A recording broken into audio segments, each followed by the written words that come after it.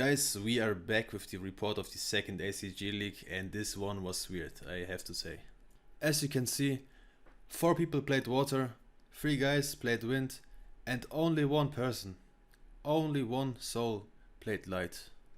Everything I can say about that is, let's hop to the deck list. Here we are with the most successful wind list in the tournament. It managed to go 3rd place. Yep, so that's the list. He chose to play like a standard normal package, I'd say. Nothing too special about it. Then he played 2 Garuda for the special summon, 3 Hunter Owl. I mean, good card, especially if you can like soft lock your opponent with 2 of them on the field. Flyfang is interesting. Like in my wind list I didn't play him, but I mean technically it could work. Needle Sunfish is like also technically a good card, but I don't quite see the synergy in a wind deck. But I mean, I guess it worked. And then he played 2 Beetle, which is like always good. Can't say nothing about that. Relish the Starbit is also an interesting choice because I feel like the card isn't too good. But then again, I mean, yeah, maybe there is one situations or like 2 situations where this card can do something. And yeah, Prediction Princess is like pretty good as well. I mean, this card always does something, or almost always. Yeah, so there's nothing wrong with this card. Then Quillpen of Guldos is very good removal. I would personally play more than 1, but I mean it could brick you, so I get why he's playing 1. Then Earthquake. I mean, as a one-off, it's pretty decent. Allows you to push a bit because monsters have usually pretty low defense values. Parallel Twister, very good removal. Twister, very good removal for like things like field spells or equips which aren't that relevant, but still you can destroy monsters when someone is attacking and then chain the Twister. Auto to charge, only 1 of it, simply because it's a potential brick, so I get why he's playing only 1. Then he is playing 3 Gust Fang, which is really interesting to say the least, because I mean the card isn't bad, but yeah, equips are usually a minus, and that's definitely an interesting choice. I mean, it allows you to get over, yeah, pretty much everything if you like equip it to one of those or like your standard wind monsters. But in my opinion, it's pretty risky to play equip spells, but it looks like it worked out for him, so yeah, why not? Then I feel like, yeah, the field spell is a must-have, just gets you over everything, boosts everything up. Very, very good in every deck. Then the Windstorm, I mean, pretty standard, nothing too special about it, just a good card. Then he played 1 Leo Drake. I mean, the extra deck is kind of redundant. The only thing that matters is really the free Great Fly here and maybe the Kappa in some situations. But yeah. Then let's look at the extra deck. The side deck. Sorry. So, I mean, the 3rd Needle Sunfish, I guess, if you're playing against water, why not? Then Possessed Dark Soul can come very, very good. If your opponent plays a lot of low-level monsters, this card can like end games. Burning Draw is also situational, but can be very good. In link heavy decks, it can be game deciding for sure. The 2 other copies of Earthquake, I mean, yeah, if you want to play aggressively, I guess, why not? Then the 3rd Twister and sorry, the Parallel Twister, and then 2 of the normal Twister, just to like destroy field spells or equips. Makes sense. Then Burning Land. I mean, yeah, you could play this card, but I mean, it's only good in decks that like really rely on their feed spell, and I personally wouldn't play it, but why not? And then 3 Diamond Dust. I mean, just the best card against water and probably the reason why he even came so far. And yeah, that's pretty much everything. Okay, so this list is from my boy Echu. He managed to go 2nd place with it. And that is what I would call aggressive water because of the 3 Fishbog Archer and the 3 Water Hazard. So he played 1 Phantom Griffin, 2 Gagagigo, just like standard for having beat sticks in the deck. This gets pretty big and this is good against wind, other than just being the biggest beater in the game, biggest normal summon noble beetler that is. Then Jawsman, 3 copies of it because it's just good. Can pretty much get over everything. Mermail, Abyss Turge. He can add back some of the cards in the deck, like every level 3 or lower water monster. There's a combos with like Needle Sunfish where you discard it and then just make your opponent's monster or one monster your opponent controls lose 500 attack. Then the Kunga, I mean, just the best card of the deck, allows you to do crazy link summoning with it if it comes in the late game. Then what's the Fighter, interesting tech, like just to stack your opponent's deck. Needle Sunfish is just generally good because it lowers your opponent's attack points, so allows you to get over your opponent's monster pretty easily. Also, it's pretty easy sendable to the grave by Imairuka or Mermail Abyss Turge, so there are many ways to send it, and even the Fishbog Archer. Then to Reversible Beetle, don't have to say much about that one. Yeah, pretty much clear for the aggressive strat with the Water Hazard.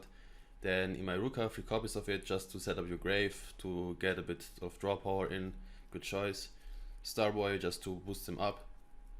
Yeah, I mean, 1 is probably the correct number. I mean, more than 1 can do some damage also and can like snowball you even more, but I feel like 1 is a good choice, yeah. Then the contact with the Aqua Mirror, Earthquake, Parallel Twister, 2 copies of them, Water Hazard, like I said, Yumiruka, just a field spell, what can I say, very good, and 3 Windstorms. Okay, so the extra deck isn't really that interesting, just like every other extra deck in the format. And then the side deck consists of 1 other Phantom Griffin, I would have put in 2. Then 2 Neos for the light matchup, Soul Tiger for some defensive value, the 3rd Beetle, a Burning Draw against Link heavy decks, Parallel Twister, Earth Shattering Event. He mentioned that this card would be a good tag against Light, because Light could send their ship to the grave and then add it back with Hoshinigan and so on. So if they would have done that, you could just shuffle the card they would have sent back to the deck, so therefore ruin the strategy, but it didn't come up, so sadly that was a miss, but still good idea. Sea Lord's Amulet against the Diamond Dust, but I would have in his case played 3 of the Sea Lord's Amulet and 3 of the Diamond Dust, yeah. But other than that, definitely a deserved place too. Alright guys, we are back with the deck list of Michael B. So what was the idea behind your deck, or what was special about it? So basically, last tournament I had this theory that water was going to be the best deck, and that since the mirror can be so tough, the best strategy would be to specifically build an anti-water deck. Yeah, makes and that sense. didn't go too well. I think I went like 2 and 3, and I was kind of disappointed. I felt like my deck wasn't bad, but I lost every time I played against light. Yeah, that's But the the thing problem. I remembered was Did I won both my water matchups, meaning that I was like, I think the theory was correct. So yeah, after seeing Luminize get put to 1, I was like, even though light's probably not that bad, people are not going to play it for this one, and yeah, everyone's going to move to water. A lot more people played wind than I thought, yeah, but I think it was fine because water has so much more strength than wind does. Just inherently, it has so much more power. It's way more explosive, yeah. But and I you have have crazy to characters. also Hmm? say that it wouldn't surprise me, to be honest, because like I didn't think it could make it this far. Yeah, it's like I think how I see it is that wind and light are actually quite close to each other in how they play their play style. Yeah, So I feel like when light was out of the format, wind kind of took its place as that kind of all the wind monsters are all quite solid, whereas water is more likely that you open kind of bricky hands and you're relying on more. It's a lot of weaker monsters, but a lot of the monsters in wind are just quite solid. yeah, that's true. Yeah, But I still would say that light probably is better because you have the backup play of just hip Shinigan and then like grab the ship back. So I yeah, think that yeah, that's a bit stronger. Also, the consistency is a bit better in lights. yeah, Um, but still, like the way it played out, it was pretty interesting. yeah, yeah. I have to And say. like But it yeah, was, I had some trouble light with wind some of the games, but what I think a big thing that I underestimated, but I'm happy that I played this is I played 3 Needle Sunfish, and Needle Sunfish just won me so much matchups because yeah, like how you cycle back the ship with the links, you that's true. cycle back Needle Sunfish when you're Mr. Boy Yeah, guys. You constantly loop that effect, especially with you the mean fishboard the archer. yeah or the mermail abyss torch. You can also like ditch the Yeah, needle sunfish and then grab like the fishburg or something else. yeah. That there was that came up a few times where you need to beat over something Yeah. like a griffin. And sometimes that would just be a way of getting around that. Okay. But it's like then the biggest thing and the thing that I was most happy with my list was playing main deck Diamond Dust Yeah, I because noticed that. Yeah. only not only is it really good in the mirror, it with having almost everybody who's playing Gaga Kiko, you had a situation where Diamond Dust almost always came up in matchups. And I think one of the only games where it was completely bricked, I sent it with Parallel Twister. Yeah, So it makes would sense. never brick. So Mm-hmm. it's surprisingly for a card that seems so anti water, it comes up in a lot of other matchups, especially in a slower format where you can wait around a few turns. You're not going to get OTK'd if you don't open a perfect hand. Yeah, very interesting. That's true. I also noticed that your list isn't that kind of turbo like the one of Echo I talked earlier about. Yeah, yeah. Like you just focused on a bit more control Yeah, and like yeah, more of an I just anti-strategy. found I found that a lot of the cards people were playing that turboed stuff out just wasn't really worth it because as soon as you have Fishborg Archer in your graveyard, the hazard isn't really worth much. The one that specials Water Command, and then it just becomes a minus. And in the mirror match, the field spell is just a minus Yeah, because that's it was true. both That's people. true. Oh, So you don't even main people, deck, I see. Yeah. Okay, yeah, interesting. Yeah. people were playing so many main deck cards that sometimes are just dead. And I want to play Yeah. every single card in my deck, and is nearly always live. Even if Yeah. you have open like 2 Fishborg Archer, which is like one of your worst bricks, that and Jaws Man are the ones that kind of get cloggy in your hand. Um, it's not that big of a deal because you can pitch them with the Fishborg Archer, so you usually get resources from that. Yeah. Very And interesting. then And another thing you'll see about my list, you might notice, is I'm playing three of almost all the cards in my deck. The Mm-hmm. only things I'm not playing three of is Skull Layer and Fishboard because those cards, those cards aren't one ofs. Yeah. Like you don't use them once. because a lot of people in a lot of their lists, I've seen people play like 2 Twister or 2 Beetle, and I feel like in a format like this, when you don't have that many good cards, there's less powerful cards, so you have to rely on some other things. I think you should be maxing out on all the best cards, and having a diverse deck sometimes doesn't actually work as well when you have less cards to access, Mm-hmm. especially when like Reverse a Beetle is literally like one of the best cards in that tournament. It Yeah, literally sure. got so much value. But let's get back to the Scholar for a second. Like, do you think Mhm. that playing 2 of it is correct or was correct in your list? Yeah, how I saw it was if I was playing 3, I think I would have bricked a lot more. Yeah, yeah, But but I would a say lot of the like game, 1 would probably be the, or is generally the way to go. So I'm yeah, wondering why you chose to play 2. I just found that when you play 1, you obviously aren't going to see it as fast, and sometimes it can turn games around before you Mm-hmm. would have lost them. Yep. And also, I couldn't see another card that I wanted to play more than it, because it's so value in this deck because of you get a lot of waters in grave. You start stacking them up, and that like there was games where I was triggering it like three times in one game, Yeah. and don't think I would have done that if I drew it really really late into the game. Yeah, So that's I true. can see an argument. I definitely don't think it's worth playing two in with the new set. I think there's way too Mm-hmm. many good cards to play. Yeah. But I think in this one, I was actually finding it quite hard to find 40 good cards that I wanted to see. And I Yeah. found that this card was always decent, because worst case scenario, it got me like a pop after a little bit of grinding. Like maybe pop a level 3 or something came up a lot. Yeah. Okay, to sum it up, like, what would you say would be the card you would say that is responsible for your wins or for the win in general for the first place? I Probably the think I Diamond Dust, right? Yeah, it's the Diamond Dust. It was so insane. It got so much value. Yeah. There was like in my in the finals, game 3 I think it was, or game 2. I think it was game 2 actually.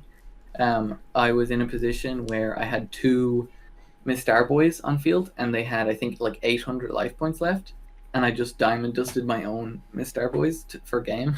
So Okay. sometimes it even comes up a situation like Yeah. that, where even in that situation, it wasn't even. My opponent could have been playing wind, and I still would have been able to use it. So like, Mm-hmm. it's just I think it's like one of the best cards in the format. Yeah, for Just, sure. For sure.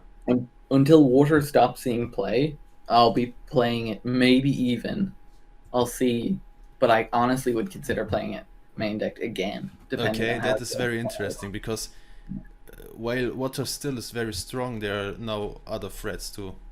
I see Yeah, normal is very good and like other contenders are there as well. So I'm very interested to see your next deck choices. yeah. So yeah, do you have anything to say? Like any last words? Um, I think one thing that I'll say, which I found kind of interesting, was how little siding I did. I Oh, okay. literally, against wind, I sided the field surveillant out for Diamond Dust, Yeah. and that was all. I never sided in any other card. So you didn't use the Soul Tiger, and yeah, the Neo is obvious. Yeah, If you didn't face light, there's no yeah. But logical I reason. never sided in the amulet, and I just took when I got dusted, and I accepted it. And I think Okay. that's how you should play. I don't Yeah. think it's worth playing anti-dust cards. I Okay. think it's too Interesting. specific. Interesting way to think about it. All right. Okay. Thank you for the deck profile or the explanation, I would say. And good luck in the next tournament, dude. Yeah, guys, let's start. So, what are you guys' thoughts on why it was like? I believe I said that it will be a 50-50 top cut, but my prediction was that half of it will be light, so I'm a bit off. Yeah, my prediction ended up being a bit off as well. I expected to have 1 light, but No, no, you said, absolute. yeah, yes, you said one light and 3 water, I believe. That And was we your got 2 prediction. wind and 2 water. Yeah. And wind came out of absolutely nowhere True, for this format. true. That's why it's so weird. Not necessarily completely out of nowhere, since like we did Yeah. like light was hit, and 3 of the 4 people that made top cut with light were not participating with light You know what? in, True. in the past, so that does hurt its representation. So everyone that was Yeah. playing water stayed on water, and wind was just like, I think maybe one other person maybe played wind than as compared to last time. Yeah, I don't it's know. I crazy. think last time only. What was the representation? I believe only 2-3 guys played wind at most. Yeah. It was like 2 people, yeah. Yeah. It's weird though that like I know a lot of the light players didn't play light, but in that case, right, it's still surprising to see wind take like not 1 but 2 spots of the top 4, meaning that it Yeah. wasn't just a fluke or someone really skilled with the deck. Yeah. That it does have promise, which is Yeah. surprising. The main thing being the pen of Guldos, I believe. Like just the ability to shuffle back the link is very strong. Yeah, I know. I know. At the start of the format, I was looking at wind as maybe the best deck, and then as water and light got tested way more, they ended up edging it out.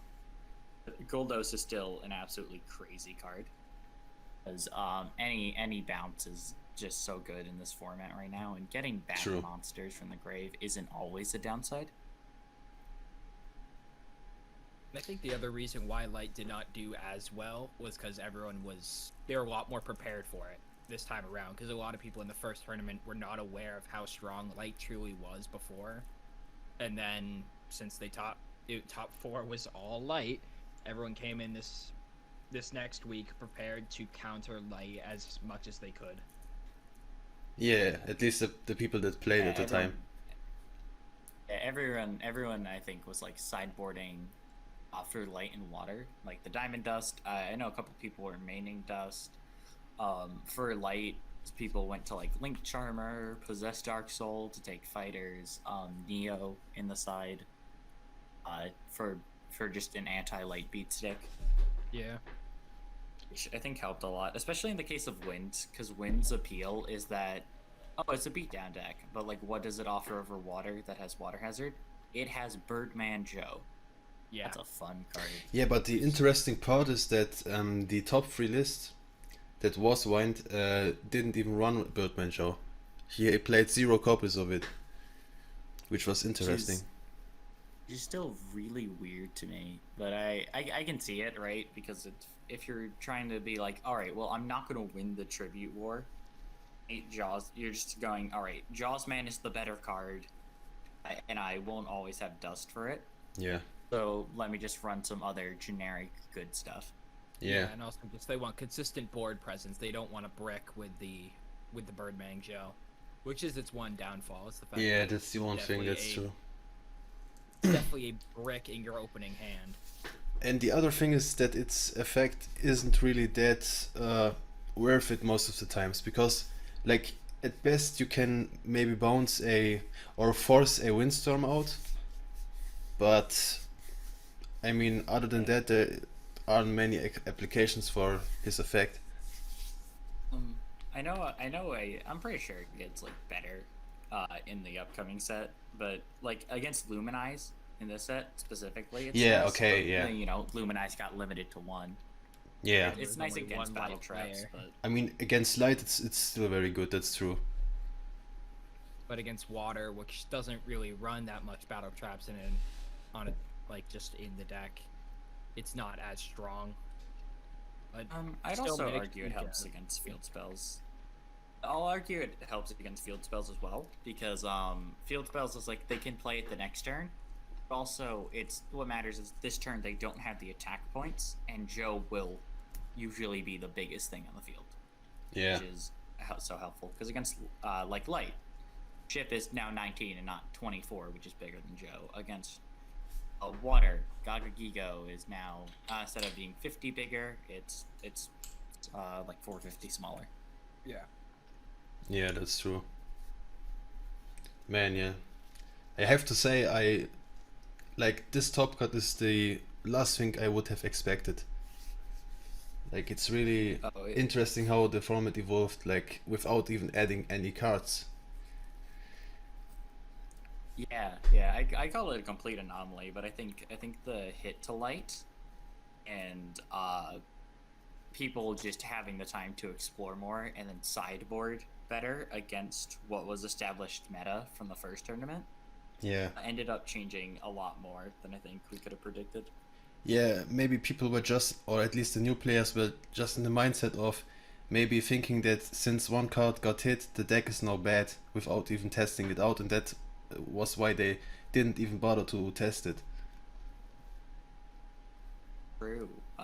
I know. Like the 4 people who played light top cut, and then no one else who was on light played it. I just think like the people who were like, oh yeah, this deck's really good, and instead of trying it out, one, I think water is very appealing to new people because that deck is like one of the more combo centric decks. And 2, they see, oh, Illuminize got hit, right? It's like, okay, well they hit the best deck, so maybe I should try something like water that was like clearly like tier 1, 1.5. Yeah, I think also water does a lot better in against light than light does against itself. The mirror matches of light are a lot more it's difficult catastrophical. than light v water, because light v water is a much more. It's not as fine a line that you have to trek to win the matchup. Yeah, like you worry about diamond dust in games 2 and 3, but in game 1, right, it's not like the constant micro of like, do they have Luminize, and like balancing my beat sticks versus their beat sticks, and then field spell dynamic, and like light is very stressful 1v1, but like all mirror matches, it can usually end up being who draws better. Yeah. Water has a pretty decent chance, and you remove some of the luck from it. Yeah. For sure. I just hope that the next tournament will have like some kind of a predictable outgoing. I think that's asking a bit too much, but I mean, who knows? There are so many crazy decks coming up. We're gonna see a bunch of really cool things in the next tournament. For sure. I know there's a control guy, heroes, Iron Chain. There's gonna be a normal lot- beatdown. Yeah. A lot more variety for sure in the next 100%. this coming weekend. It's a massive list. I'm excited to see what ends up top cutting. I'd be surprised if we have like a really unanimous top cut this time around, just because there's so much diversity. Yeah, I that don't would think be if two people are playing the same thing. nearly impossible. Maybe water, but even those are gonna have slight variance to them. Yeah, it's not going to be one list that tops if it is like still dominant in the same fashion like before. Because water has the dynamic now of beatdown water and then super synchro heavy water. You could also run a normal water list theoretically. I also heard about Michael B trying something like that, or testing something like that out. What does this deck not do? I don't know, I man. need an answer. I don't know, man. Yeah, I would say that's a good point to end it here. Guys, remember to join the Discord and have a good day.